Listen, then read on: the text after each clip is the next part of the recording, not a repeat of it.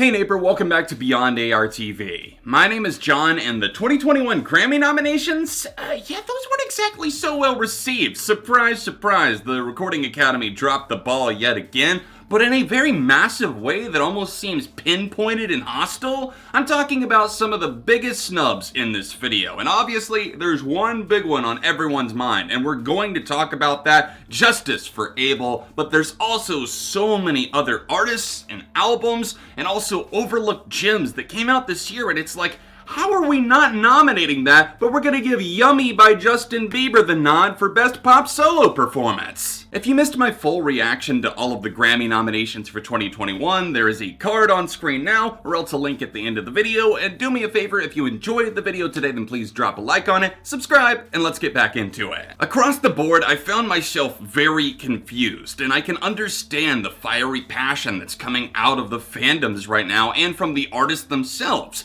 It feels like venom from the Recording Academy against some of these artists that had massive years. And if the Grammys truly are the popularity contest, plus the ones that were critically acclaimed, which it pretty much always is, then why are these shining star examples of what should have been there? In the Album of the Year category, we noticeably had some albums that were certainly fine, but definitely not Album of the Year worthy in my eyes. I think Hollywood's Bleeding by Post Malone probably should have been nominated in a different category. Also, some of the others, like Everyday Life by Coldplay. I'm a massive Coldplay fan. I've done a dozen videos on them over the years. They're probably one of my favorite bands, but I think Everyday Life, I think most of us would probably agree it's one of their weaker efforts, and I went back in time, found out that Viva La Vida or Death and All His Friends was nominated for Album of the Year. That should have been the one that won, not Everyday Life. Jhené Aiko and Haim's albums I personally found to be kind of dull and not really deserving of that merit either. I personally think Fetch the Bolt Cutters by Fiona Apple. Where the hell was that? Yes, it was nominated in the alternative and the rock categories, but to not have this in the Album of the Year category,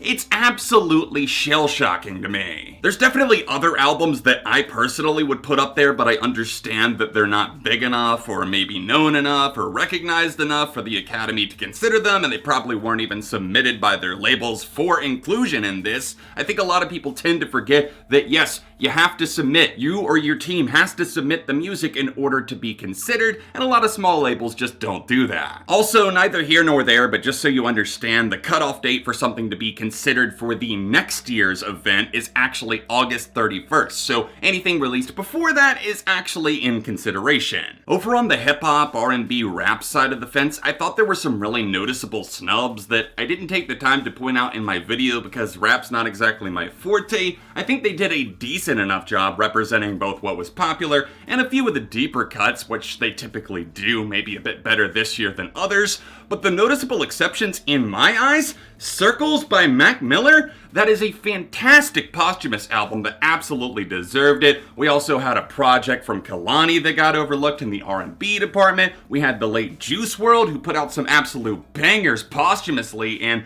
the album in general, Legends Never Die. However, even beyond that, where the fuck were Run the Jewels? RTJ4, one of the greatest albums of the year, both in terms of critics, fans, and importance. It was widely heralded and regarded, and that seems like a massive middle finger to RTJ. I mean, this album touched on everything from racism to some of their own politics and their personal relationship between Killer Mike and LP. A fantastic, electrifying, important release, and they said, you know what, we're gonna go ahead and pass on that and just put Drake up there again. We also got snubs in the pop department. I think a lot of people would agree with me when I think that Fine Line by Harry Styles should have been up for multiple awards, not just in his own pop category, but Album of the Year for Fine Line. I think it should have been in consideration. It was widely popular, so many hit singles that naturally broke out, and you also had other artists on the smaller side of things that were very critically acclaimed, like Jessie Ware. You had Halsey with a big release that I, as not a huge Halsey fan, can even champion myself. It was really surprising to not see her get anything. I mean, you could have thrown 3 AM in the rock category or else alternative and it would have made sense, but nothing there. And of course, BTS, I think a lot of their fans are extremely angry that Dynamite was the only one that got nominated. It seemed like they were just trying to appease them. Toss them a bone, give them something. It's their only English-only song from as far as I know, but Map of the Soul 7, not a single nomination anywhere, and a lot of people are calling them out for that. My Bread and Butter, My Heart and Soul Rock and Alternative had some painful omissions as well.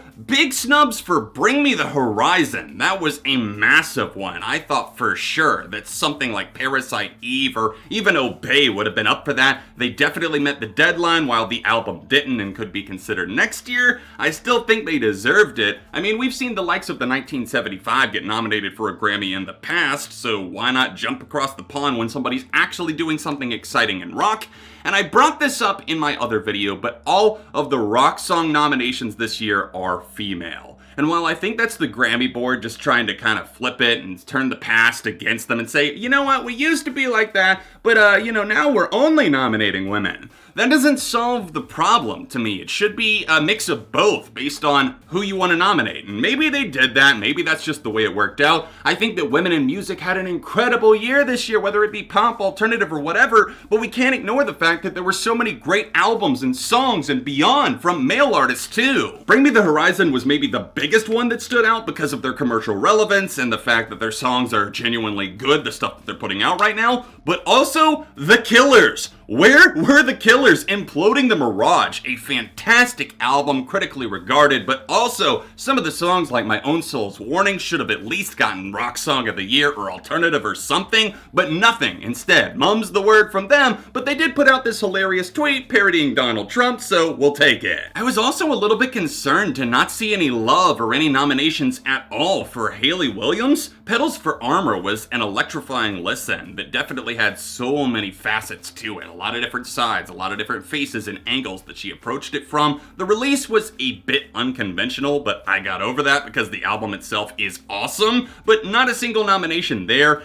And also, they gave a major snub to my girl Rina Sawayama. That album, Sawayama, is absolutely incredible. It could have been nominated in pop. It could have been nominated for maybe best rock or even metal performance. Some of these songs, they have a cadence that can flow into other things. There's heavy riffs, but also great 2000 sounding pop melodies. Excess, one of the best songs of the year. Then we have the one topic that we cannot avoid at all, The Weeknd. Abel Tesfaye not getting a single nomination for anything. Nothing is just in this world. We have Justin Bieber complaining on Instagram, even though he got multiple nominations. Oh, I'm an R&B artist. Take me seriously, Academy. Bitch, your team submits it. Sounds like they did it. And it sounds like they put it in the wrong category. Maybe check up with Scooter Braun. It makes my blood boil when a little baby like Bieber goes on and complains on social media. Oh, I didn't get what I wanted. I wasn't handed the world at my footsteps just like I asked for, when The Weeknd got totally snubbed. I genuinely don't know how this happened. Now, there's been a bit of confusion surrounding this, whether The Weeknd was going to play the Grammys or the Super Bowl. Was he given that ultimatum? TMZ kind of broke that story, so I was a little concerned about trusting that source, and I waited, and the Grammys responded. They've got their interim manager, and he's saying, I don't know why The Weeknd is saying this, and we couldn't have known, which seems true. They did announce the fact that The Weeknd was playing the Super Bowl after the voting process had ended, but it leads me to wonder, why did they snub him? Is there something that he didn't agree to in the past? Was there a performance that he didn't do for them that he was supposed to do, or maybe they wanted him to do and he didn't do it? There is a very concerning factor here when The Weeknd, one of the biggest artists of the year, undeniably, even from a pure objective standpoint, Blinding Lights is the biggest song of the year. So many of the tracks, like In Your Eyes, the album itself, After Hours, they're incredible. Absolutely one of the best records that came out this year, no matter what the genre. So to see The Weeknd absolutely not getting anything, it feels like a slap to the fucking face, not only to him, but to all of his fans that consume his music. I wouldn't normally get this worked up about it, because if it was a Justin Bieber with an album like Changes, say it didn't get any nominations for that, he didn't get any song nominations, I wouldn't think twice or bat an eye, because it didn't deserve that. Now, After Hours, an album that actually puts in the effort, actually tries, and you can see the artistry there on nearly every single song, That makes me wonder why the Grammys would go out of their way to disrespect him like that. Let me know what you guys are thinking in the comments section down below. Don't forget to drop a like on the video while you're here. Do you think that The Weeknd was the biggest snub, or maybe somebody else like Harry Styles or Fiona Apple? I definitely have my preferences in the pop, rock, and R&B field, but also I want to hear back from you guys. If you want to see my initial reaction, then tap here. A couple of other videos floating on screen, and I'll be back soon for more on Beyond ARTV.